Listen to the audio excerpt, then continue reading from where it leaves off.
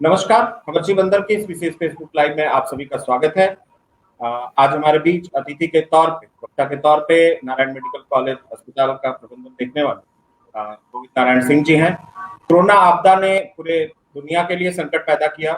बिहार के रोहतास जिले में भी कोरोना के बहुत सारे मामले आए, बहुत लोग अपनी जान भी गंवा बैठे।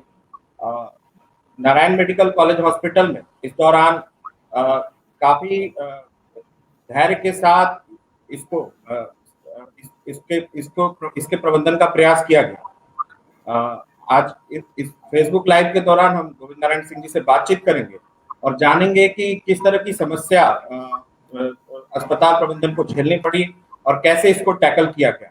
आपका बहुत बहुत स्वागत है गोविंद नारायण सिंह जी इस फेसबुक लाइव में। धन्यवाद बोलदा जी। क्या अनुभव रहा इस बार का आप लोगों का, अस्पताल प्रबंधन का क्या अनुभव रहा?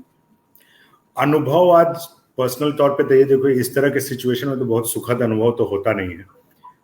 इतनी मतलब पहले 2-3 दिन तो काफी परेशानी रही, क्योंकि एंटिसिपेशन तो सबको था कि ये आने वाला है, लेकिन इस तीव्रता से आएगा ये किसी को एंटिसिपेशन नहीं था।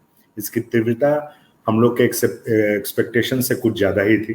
तो ऑब्वियसली बहुत सुखद, जो जाने गई हैं उसमें सुखद अनुभव तो आप नहीं कर सकते हैं, बट ये एक सुखद ये रहा कि बहुत ही जल्दी, लगभग 3 से 4 दिन के बाद स्थिति काफी कंट्रोल में आ गई थी। आप लोगों ने जो तैयारी तैयारी एकदम सडन सारा कुछ, चूंकि मैं फेसबुक पे लगातार आप जो कर रहे थे वहां पे आपके नेतृत्व में जो मैनेजमेंट जो काम कर रहा था, मतलब कोविड के बेड तैयार करना और इन सबों में, मतलब सरकारी परमिशन में, इन सब चीजों में किस तरह की परेशानी झेलनी पड़ी, और आप लोगों ने पूरे इसको शांत और सरल तरीके से मतलब पूरे टीम को कैसे आगे ले जाने का प्रयास किया ताकि कम से कम लोगों का नुकसान हो? शांत तो आपको दिखना पड़ता है, आप अंदर से शांत हो या ना हो, क्योंकि जब आप लीड करते हो किसी चीज को तो आप पैनिक तो बिल्कुल अपने टीम के लिए नहीं अपने दिखा सकते हो। तो वो चीज तो आप कंट्रोल हो या ना हो, बट आपको ये दिखाना जरूर पड़ता है कि आप कंट्रोल में हो चीजें की।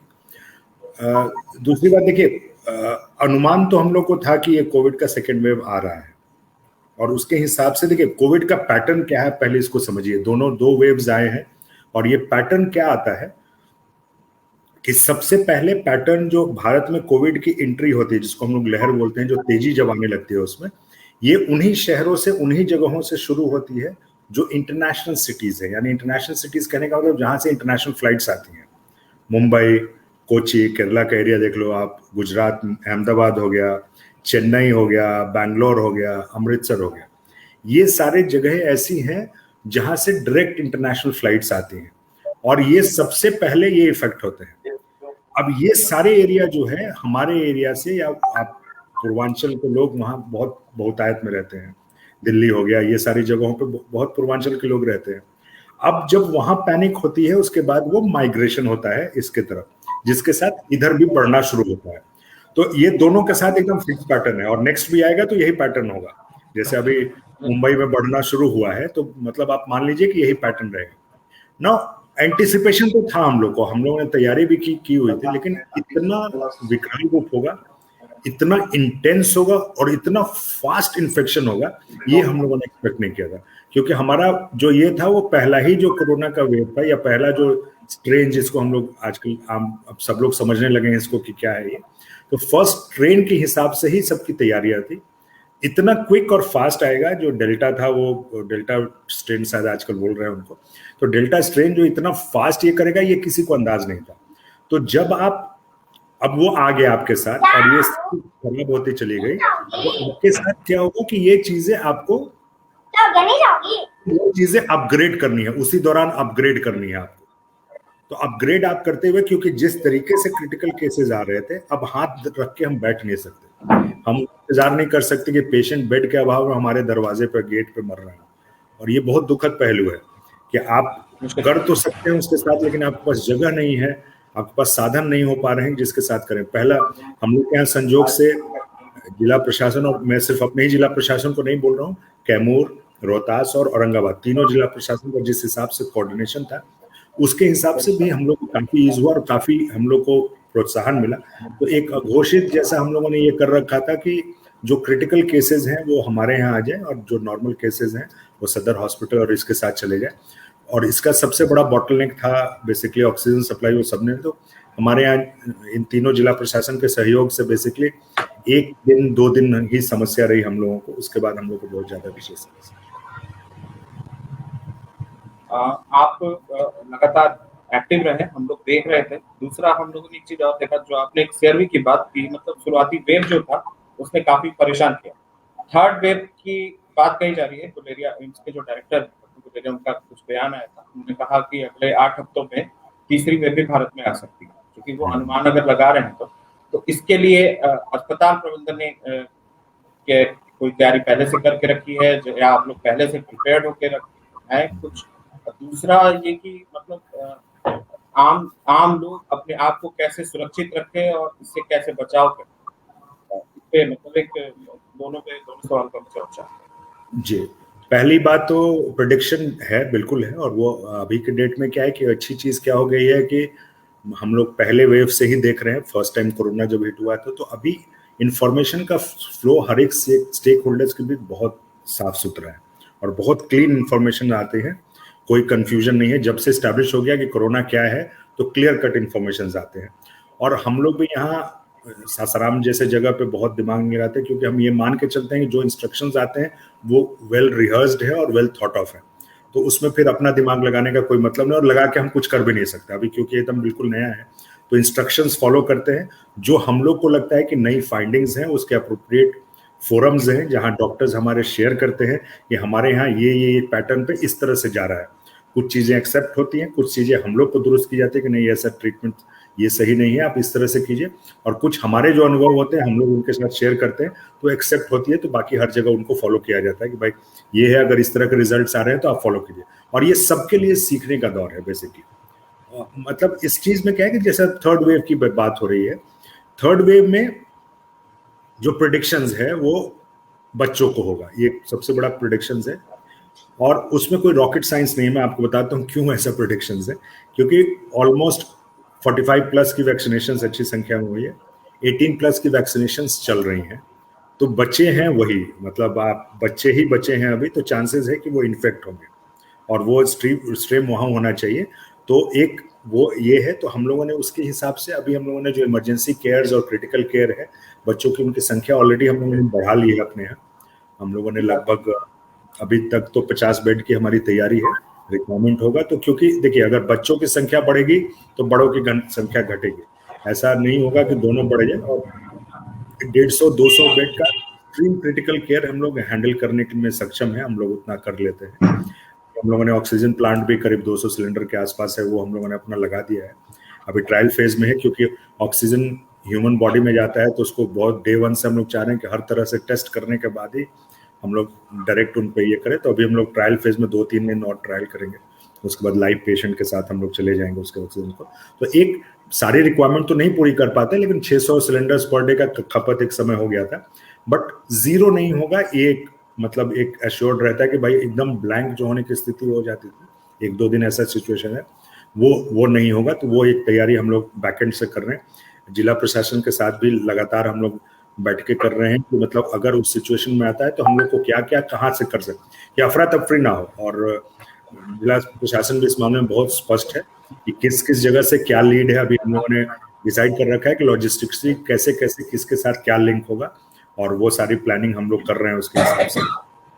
आपका दूसरा सवाल मैं शायद मिस कर गया, एक तो कोविड की तैयारी था और आपने एक साथ एक सप्लीमेंट्री क्वेश्चन पूछा था, वो शायद मैं दिमाग से निकल गया। सप्लीमेंट्री क्वेश्चन में मेरे भी ध्यान में नहीं आ रहा। दूसरा सवाल ये है कि मतलब एक कोरोना मतलब आप एक अनुभव जो अपना साझा करना चाहें लोगों से इस पूरे आपदा में, और आप लोगों को एक मैसेज देना चाहें, क्योंकि देखिए क्या है, मेरा अपना एक अनुभव है, आपका भी अनुभव है। मेरा अनुभव है कि लोग तब पैनिक होते हैं जब वो संकट में होते हैं, उससे पहले उनको कोरोना को ये लोग आम लोग जो है कुछ समझ नहीं पाते।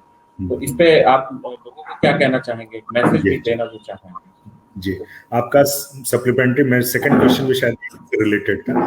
देखिए इसमें सबसे बड़ा रोल हॉस्पिटल से ज्यादा रोल पब्लिक का है। इसमें मैं आपको बहुत क्लियर बता देता हूँ कि आज के डेट में जो प्रोसेसेस फॉलो कर रहे हैं हॉस्पिटल्स, वो जैसे जैसे सीख आगे बढ़ते जा रही है वैसे वैसे आगे बढ़ रहा है। अभी भी कोई फिक्स्ड प्रोसीजर्स नहीं है इसके लिए बना, तो एकदम ये फिक्स्ड है ऐसे ही करना है, ये नहीं बना इस तरह का कुछ प्रोसीजर, और इसमें समय लगेगा, इतना जल्दी बनेगा भी नहीं।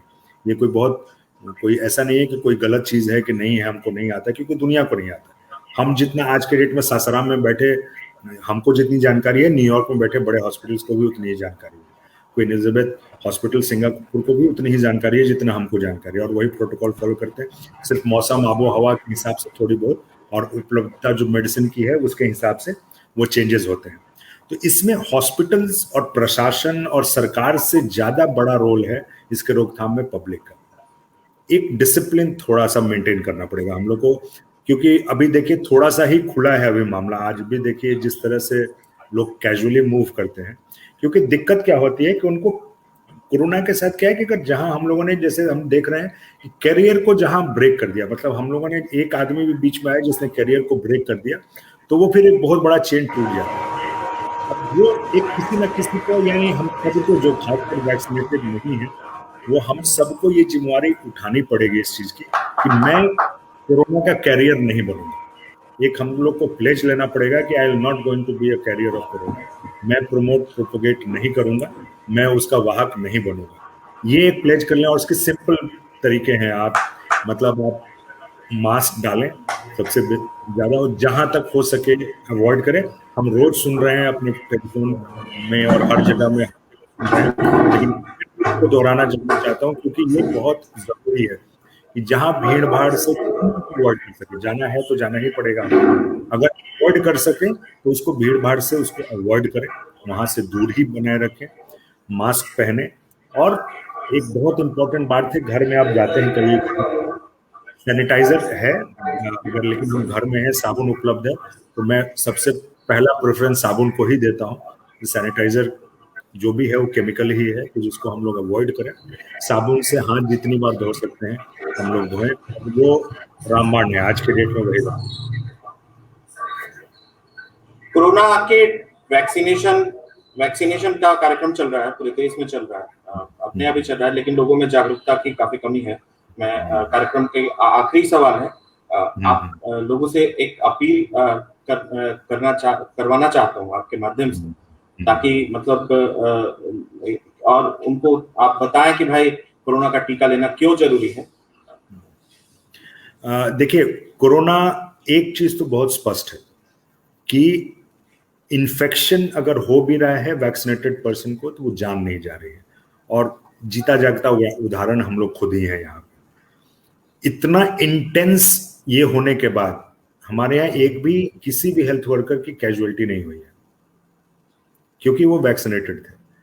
हम लोग खुद, मैं आपके सामने हूं, रोज मैं कोरोना वार्ड में जाता था, रोज, और जो कि इंटेंसिटी इतनी हाई थी। सिम्टम्स आए, 1-2 दिन आए, हम थे, बहुत सारे हमारे जितने एडमिनिस्ट्रेशन के लोग हैं, हमारे जो हेल्थ केयर वर्कर्स हैं, वो तो रोज ही जाते हैं, उनका ड्यूटी ही वहीं लगा है। ऐसा नहीं कि वो इन्फेक्ट नहीं हुए, इन्फेक्ट हुए, बट वो सारे लोग बहुत जल्दी रिकवर हुए। मतलब आप वैक्सीनेटेड लोगों की स्थिति 4 से 5 दिन से ज्यादा नहीं लगा रिकवर करने में। तो एक बात तो बहुत स्पष्ट है हम लोग के अपने एग्जाम्पल से ही, कि कोरोना आपको, वैक्सीन जो है वो आपको मरने नहीं देगा, ये स्पष्ट है। लोग अभी भी बोलते हैं कि आप मतलब कोरोना भाई वैक्सीन ले लिए तो आपको कोरोना तो हो गया। तो कोरोना वैक्सीन लेने से ऐसा नहीं कि कोरोना नहीं होगा आपको, लेकिन वो कोरोना हो सकता है आपको। वो प्रिकॉशन, ऐसा नहीं कि वैक्सीन मैंने ले लिया तो मैं बिना प्रिकॉशन के घूमूंगा, मैं कहीं भी जा सकता हूँ। वो सारी चीजें हम लोग को अपना मेंटेन, क्योंकि आप ध्यान रखिए कि अगर मैं वैक्सीनेटेड हूँ तो ऐसा नहीं है कि कोरोना का कैरियर में नहीं हो सकता, मैं बिल्कुल हो सकता हूँ। मेरे बॉडी पे असर नहीं करेगा जब तक वैक्सीन का असर है, लेकिन मैं उसको प्रोपोगेट कर सकता हूँ। मेरे माध्यम से कोरोना किसी और को जा सकता है, तो हमको भी प्रिकॉशन रखना है। जो वैक्सीनेटेड है उनको भी प्रिकॉशन रखना है। और कम से कम जब तक 40-50% की आबादी नहीं कवर हो जाती, और हमारा बहुत विशाल जनसंख्या का देश है, आज हम लोग इतने, मतलब ऑलमोस्ट आप समझ लिए कि वर्ल्ड में नंबर 1 डोजेज में होने ही वाले हैं। एक मैटर ऑफ मेरे ख्याल से 1 सप्ताह में के अंदर हम लोग नंबर ऑफ डोजेज देने में दुनिया के नंबर 1 देश हो जाएंगे। फिर भी उसका कवरेज क्या है, तो 14%, क्योंकि हमारी आबादी बहुत बड़ी है। और ये बहुत हरकुलिन टास्क है। और मैं आपको बताता हूँ कि कोई देश, हम लोग को इस बात पे बहुत गर्व होना चाहिए कि किसी देश ने, हम लोगों ने ओवर द इयर्स, हम ये नहीं कह रहे कि अभी खड़ा हो गया, ये ओवर द इयर्स हम लोगों ने जो वैक्सीनेशन का प्रोग्राम जो हम लोगों ने खड़ा किया हुआ है आज के डेट में, गांव तक, आंगनबाड़ी तक, वो किसी देश के पास नहीं है। और हम जितना क्विक एडमिनिस्ट्रेशन कर रहे हैं वैक्सीनेशन का, किसी भी देश में, मैं आप जिस देश का आप नाम लो जिसको आप समझते हो कि बहुत एडवांस देश है, उनके पास भी ये रीच नहीं है जो हमारे पास रीच है, क्योंकि हम लोगों ने वो स्ट्रक्चर खड़ा कर रखा है। हमारे साथ एक और एडवांटेज है कि हम सबसे बड़े प्रोड्यूसर हैं वैक्सीन के दुनिया में। तो कुछ नहीं होता तो 40% पे तो हमारा अधिकार ऐसे ही बनता है, वो हमारे पास ऑलरेडी सेफ है। वैक्सीन सब कुछ, हम हर तरह से भरोसा। हम लोग को अपने आप को भ्रम से बाहर रखना है। कुछ लोगों ने कुछ रूमर्स फैलाई हैं, और अगर रूमर्स है भाई, आपके साथ भी आकर अगर कोई बोलता है कि वैक्सीन ये ठीक नहीं है, तो आप, मैं बस यही इतना रिक्वेस्ट करूंगा कि आप उनसे पूछिए कि फिर हमारा दूसरा अल्टरनेटिव क्या है, वो भी आप बता दें। क्या नहीं करना है ये तो आप बताते हो, क्या करना है वो तो बताओ। अगर नहीं है वैक्सीन, हमको नहीं लेना है, तो हमको क्या करना चाहिए? अल्टरनेटिव दो ना भाई। अगर आप किसी चीज को बोलते हो कि ये ठीक नहीं है, तो ठीक क्या है ये भी बताओ, कि आप विद इन कंस्ट्रेंट्स काम करते हो। हर चीज आइडियल कंडीशंस नहीं होता। आप हर रिसोर्सेज लिमिटेड है, आप रिसोर्सेज के बीच में, उसी लिमिटेड रिसोर्स के बीच में जो बेस्ट पॉसिबल चीज होता है उसको आप चूज करते हो। आइडियल कंडीशन तो बहुत कुछ होता है। आइडियल कंडीशन तो एक था कि एक दिन के अंदर हम लोग 100 करोड़ वैक्सीनेशन कर दे, लेकिन आज जो भारत कर रहा है, एक दिन में अभी हम लोग 40 से 42 लाख वैक्सीनेशन कर रहे हैं। बहुत सारे देश की आबादी नहीं है इतनी जितना हम एक दिन में डोजेस दे रहे हैं आज के डेट में। ये कोई छोटी अचीवमेंट नहीं है। हम लोग एक डेमोक्रेसी है, हम लोग बहुत जरूरत से ज्यादा अपने सेल्फ क्रिटिकल मोड में रहते हैं, अपने आप को क्रिटिसाइज करने में। But what we are doing and what we have done in corona, we should be proud of it. और आप ध्यान रखिएगा इस चीज को कि ये भारत ने जिस तरीके से कोरोना को हैंडल किया है, सब लोगों ने, पब्लिक ने जो डिसिप्लिन उस दौरान मेंटेन किया, लॉकडाउन के बाद ही किया, लेकिन किया है जो किया है ना, ये दुनिया के लिए आने वाले दिनों में ये केस स्टडी बनने जा रहा है। आज ये रिकॉर्ड हो रहा होगा, ये फेसबुक लाइव पे है तो आ रहा होगा। ये मेरे बात को आप रिकॉर्ड करके इतना काट के रख लीजिएगा, क्योंकि हम दोनों की उम्र अभी बहुत ज्यादा नहीं है, तो हम लोग फिर मिलते ही रहेंगे। और आप 10 साल के बाद आप देखिएगा जिस तरह से भारत ने कोरोना को हैंडल किया है, इतने कंस्ट्रेंट्स, इतनी चीजों को होते हुए। आप एक सिंपल एग्जांपल देखो, ऑक्सीजन की कभी किल्लत भारत में नहीं। भारत ऑक्सीजन का नेट एक्सपोर्टर था, आज भी है। हम लोग मेडिकल जो और लिक्विड ऑक्सीजन जो कंजम्पशन होता है, भारत का जितना प्रोडक्शन कैपेसिटी है उसका सिर्फ 1% भारत मेडिकल ऑक्सीजन में यूज करता है। समस्या ये थी कि लॉजिस्टिक्स की प्रॉब्लम थी कि लिक्विड ऑक्सीजन जो बन रहा है उसके साथ कैसे पहुंचाएं उसको वहां तक। जब लॉजिस्टिक्स प्लांट, मैन्युफैक्चरिंग प्लांट तक की दुरुस्त हुई, रेलवे ने मतलब मिशन मोड में काम किया। आप मतलब जब सारी बातें खुलेंगी इसके बाद, तो लोग अपने आप पे गर्व करेंगे कि हम ऐसे देश में रहते हैं जहां इस तरह से लोगों ने मिलजुल कर, सबने काम किया। ऑल स्टेट, सारे राज्यों ने एक बहुत ही कोऑर्डिनेटेड एफर्ट से किया है इसको।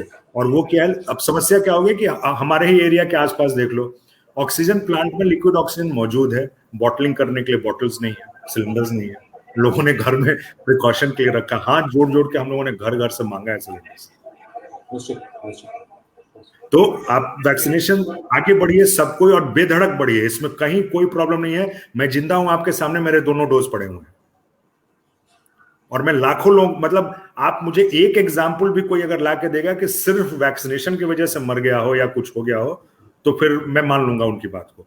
कोई एक केस ऐसा नहीं है। किसी को फीवर आ जाना, बाह में दर्द होगा, 1-2 दिन फीवर रहेगा, पैरासिटामोल साथ में रखिएगा, 4 दिन मैक्सिमम, अभी तक उससे ज्यादा केस हम लोग के नॉलेज में नहीं आया।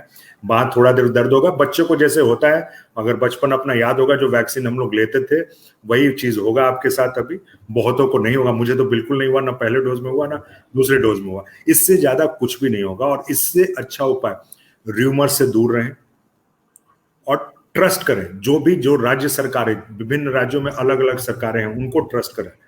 जो गवर्नमेंट के डायरेक्टिव्स आ रहे हैं, आईसीएमआर के डायरेक्टिव आ रहे हैं, वो ट्रस्ट करें। आप ध्यान रखिए, सरकार लोगों के लिए होती है। कोई सरकार, चाहे किसी की भी सरकार हो, कोई नहीं चाहता कि उसकी पब्लिक को नुकसान हो। कोई नहीं चाहेगा ये, और कभी भी गलत डायरेक्टिव्स नहीं जाएगा सरकार की तरफ से, भरोसा रखिए इस पे। हम लोग सबको एक दूसरे पर ट्रस्ट करने की जरूरत है। और अभी भी ये जो दौर है, ये दौर मेरे ख्याल से मानवता का जो जितने हम लोग जीवित हैं, शायद इससे बड़ा क्राइसिस हम लोगों ने नहीं देखा है।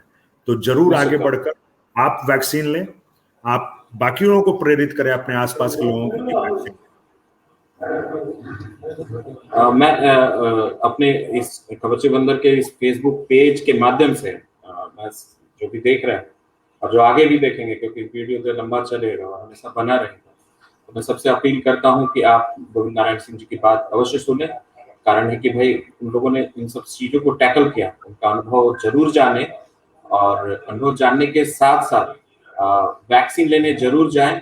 किसी भी तरह की भ्रांति में, किसी भी तरह के अफवाह में रहने की जरूरत नहीं है। गोविंद नारायण सिंह जी, आपका बहुत बहुत धन्यवाद जो आपने अपना बहुमूल्य समय हमारे लिए निकाला।